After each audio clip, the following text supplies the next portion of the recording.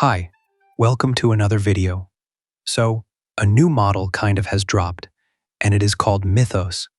This is by Anthropic and is not generally available. I won't talk too much about the already existing common knowledge around the model. This model is apparently very big, and the capabilities are so good that, according to people at Anthropic, it can't be generally released. I have seen more and more people concerned about it, so I wanted to share my 2 cents on it, which is not much, but many people were indeed asking me for my thoughts. I have indeed read through the system card, the blogs by Anthropic partners, and much more to find out what Anthropic is trying to convey here. Anthropic says that Mythos is such a big model that it can find cybersecurity bugs in almost all major open source repos that make almost every system we use susceptible to breaches and attacks.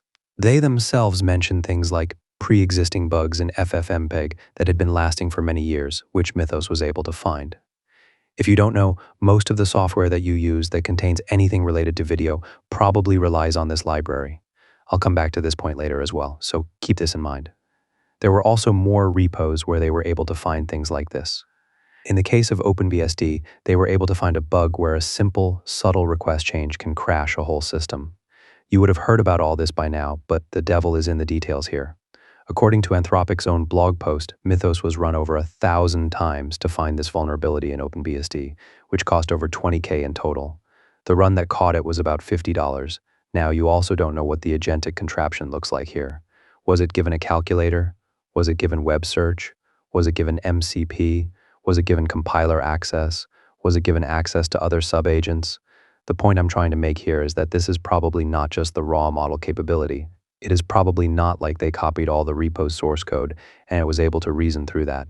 In fact, if you look at page 21 of the system card, they explicitly say that they even use different kinds of model checkpoints in different evaluations. For example, they say here, and I quote, "Our evaluations are designed to address realistic, detailed, multi-step, medium timeframe scenarios." That is, they were not attempts to elicit single pieces of information. As a result, for automated evaluations, our models had access to various tools and agentic harnesses, software setups that provide them with extra tools to complete tasks.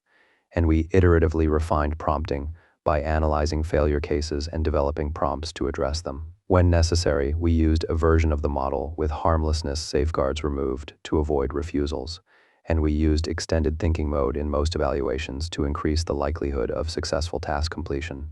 Taken broadly, our reported scores are the highest scores seen across both the helpful only and helpful, harmless, honest variants. For red teaming, uplift trials, and knowledge-based evaluations, we equipped the model with search and research tools. For agentic evaluations, the model had access to several domain-specific tools. So this means that they not only gave it extremely complex tools, but they also gave it different model checkpoints with no guardrails to find this even after all this, at this size of a model. They were only able to find very few bugs. At this point, with the right set of tools, this was probably already achievable by any person on the internet who has access to GPT 5.4, Opus, Sonnet, and the like. Probably even for less money. Google has already done this kind of stuff where they made Gemini, which is a pretty weak model, find vulnerabilities in things like FFmpeg. While I don't say that what this model found is worthless, I do believe that this is more marketing speak.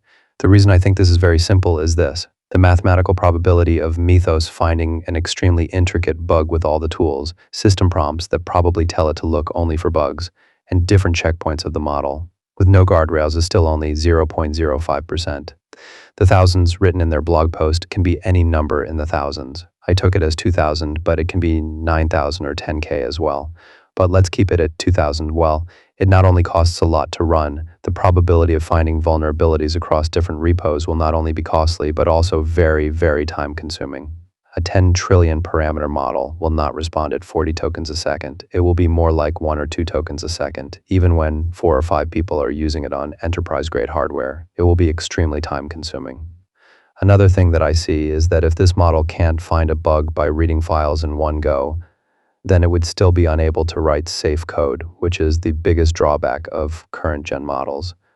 Plus, considering that they basically used an uncensored model in their tests and different checkpoints, it tells me that most of this stuff that they are talking about can already be fixed with guardrails and by limiting how much a user can use it. It just doesn't make any sense to me not to release this to the public. Secondly, the The most important part here is that almost every new Gen AI company already has a model of this size. OpenAI even released theirs as GPT 4.5 a while back, which was actually a distilled version. The reason I say this is because every model now relies on synthetic data. Synthetic data can be really useful because it is structured, you can control it, and you can also use these models as judges to train models when doing RL. These models are not always very capable because with great data comes great dumbness.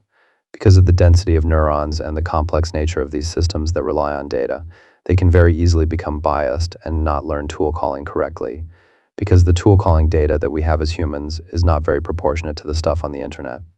The reason Mythos is not released is because it is probably not a great model for the price. The reason is simple. This BS about security and the world has been recited by Anthropic so many times that it seems like a joke to me at this point. Giving access to major companies is fine, apparently, but to end users, it is not. So the thing is that most of the stuff you're seeing about it on the internet is just gaslighting. Yes, finding vulnerabilities has become much easier in the age of AI, but Mythos is not the first one to do it. If you tried hard enough and somehow got access to something like an uncensored opus, then you would already have been able to do it anyway. That is the reason why there are rate limits on models, even when you pay, that are imposed by almost every company to make sure that you don't use the models for something harmful. You as an end user probably won't even be able to run Opus 4.6 thousands of times inside Claude code, even if you paid the API pricing. The thing is that writing a blog post is much more marketing friendly than a model that costs $1,000 per million tokens and generates a subpar landing page. Giving access to users with, like, 5 requests a day would have just been better, but that wouldn't fetch the results Anthropic has achieved with vague posts. I think that most of the stuff here is nothing new. Please don't fall for all the marketing people on the internet. Read the system card yourself, look at the posts, and you'll be disappointed. Overall, it's not so cool. Anyway, let me know your thoughts in the comments. If you liked this video, consider donating through the Super Thanks option or becoming a member by clicking the Join button. Also, give this video a thumbs up and subscribe to my channel. I'll see you in the next one. Until then, bye.